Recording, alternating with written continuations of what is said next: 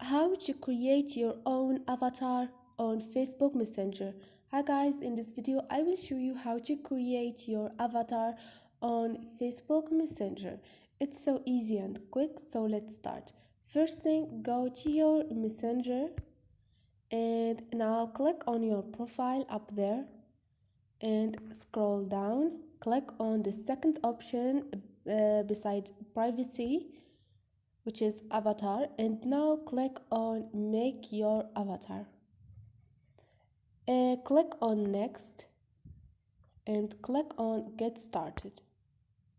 Now select your skin tone to get started. For example, choose the first one and click on next.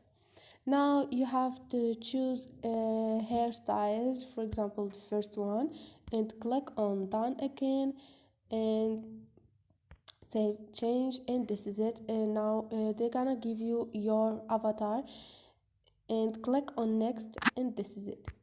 Hope this video was helpful to you, and if you liked the video, don't forget to subscribe and like.